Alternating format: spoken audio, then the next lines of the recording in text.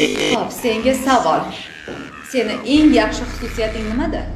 Mening eng yaxshi xususiyatim noto'g'ri savol berishsa, o'sha odam kim bo'lishidan qat'iy nazar yo'q deya olaman. Ha, yo'q deya olaman degin. Shu gapingga javob bera olasanmi? Yo'q.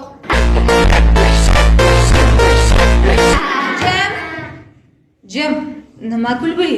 Tushunmadim. Maynavachchilik yig'ishtir hamma. Xo'sh, oilada nechta farzandsizlar? 4 ta o'g'ilmiz. 4 talasi ham o'g'ilmi? Yo'q, katta akam qiz. Voy betarbiya, juda aqlsiz ekansan-ku. Mayli, hech qisi yo'q. O'zim tarbiyalab olaman. Hali meni sovunimga kir yuvmabsan. Ha, senga yana bitta savol bor. Agar bitta xaltada tilla, bitta xaltada aql bo'lsa, qaysi birini tanlagan bo'larding?